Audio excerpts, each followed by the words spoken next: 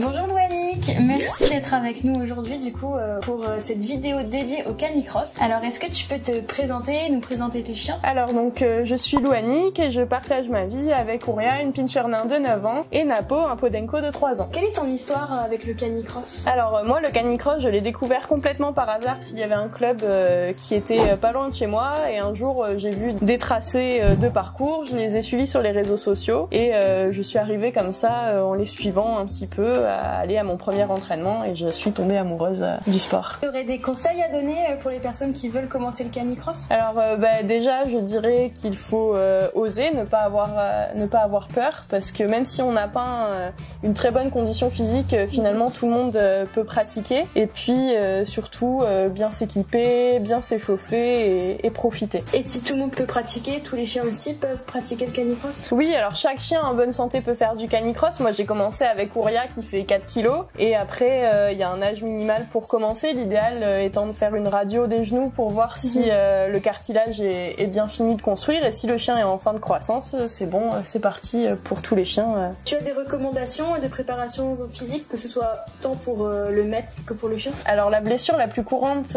pour les humains en canicross, c'est l'entorse de la cheville, donc vraiment faire des exercices de proprioception tous les matins et tous les soirs en se brossant les dents, en faisant des montées sur les pointes de pied par exemple. Et pour les chiens ça va surtout être dans les balades, commencer à leur faire travailler le souffle en allongeant les balades, et puis bien s'échauffer avant de pratiquer, parce que si on sort le chien de la voiture et qu'on se met à courir tout de suite, il y a des risques pour eux. Et qu'est-ce que tu fais en échauffement toi pour tes chiens? Alors mes chiens, pendant 10 minutes je les laisse marcher soit en libre soit en longe. Après je fais 2-3 accélérations, et ce que j'aime bien faire c'est des petits exercices de proprioception, donc des exercices d'oberrythmie en fait, faire du slalom entre les jambes pour qu'ils commencent à se plier un petit peu dans tous les sens, et vraiment les préparer au niveau musculaire et articulaire. En termes de matériel, comment on fait pour bien s'équiper en canicross? Alors l'idéal c'est vraiment, quand on a un club pas loin de chez nous, c'est aller voir directement les personnes du club, parce que la plupart sont formés au niveau du matériel, ils ont plein de harnais, on peut leur essayer. Sinon il y a des sites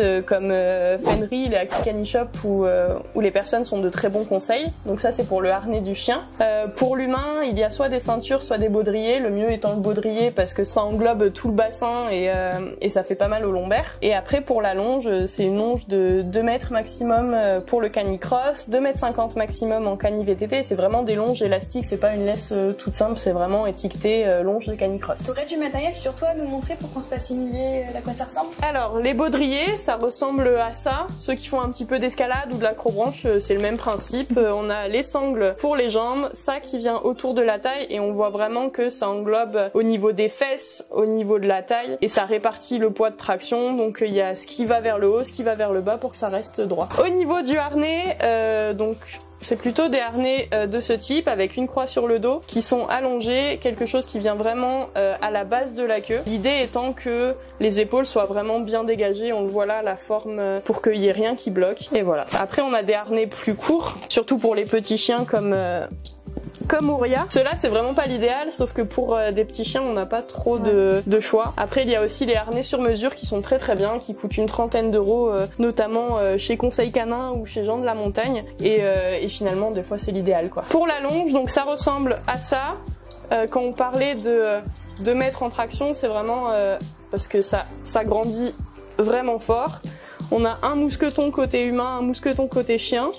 Et après on a certaines longes où il y a des poignées, c'est pratique notamment au début où on n'a pas forcément tout le contrôle des chiens pour pouvoir les rattraper, c'est assez pratique. Et du coup quand on commence le canicross, comment tu nous conseilles d'apprendre à nos chiens à tracter? C'est vrai que ça peut être compliqué parce que finalement pour beaucoup de chiens on leur a toujours appris à ne pas tirer sur la laisse et à marcher au pied. Vraiment l'idéal c'est de commencer en groupe parce qu'on a toute une émulation, on a des chiens qui ont très très envie de courir et ça facilite les choses. Courir, commencer tout seul c'est plus compliqué. À la limite, si vraiment on est tout seul, on peut s'entraîner avec quelqu'un, on se met d'un côté, on met quelqu'un à 100 mètres qui appelle le chien. Dès que le chien se met à courir en traction, on le renforce en lui disant c'est bien, on peut même s'arrêter, lui donner des récompenses pour qu'ils comprennent ce qu'on veut parce que c'est pas forcément naturel pour eux. Et à quel moment tu conseilles aussi d'arrêter le canicross? En fait, c'est un petit peu le chien qui va nous le dire, c'est en l'observant, s'il a moins envie, s'il est plus fatigué, on va arrêter parce que l'idée c'est que ça soit vraiment un jeu pour eux.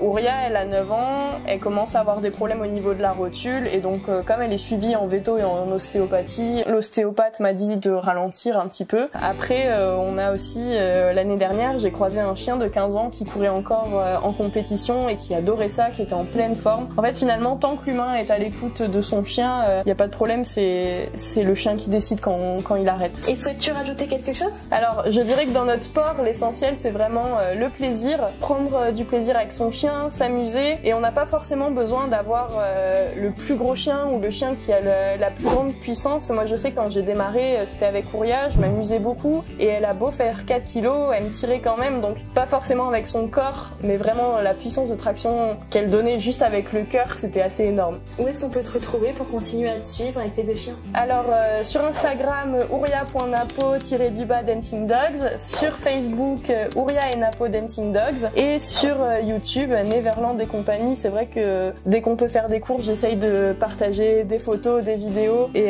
même nos entraînements j'aime bien vous amener avec nous, comme ça vous pouvez découvrir le canicross de l'intérieur. Merci beaucoup Louanique d'avoir répondu à toutes nos questions et à très vite. Merci, à bientôt.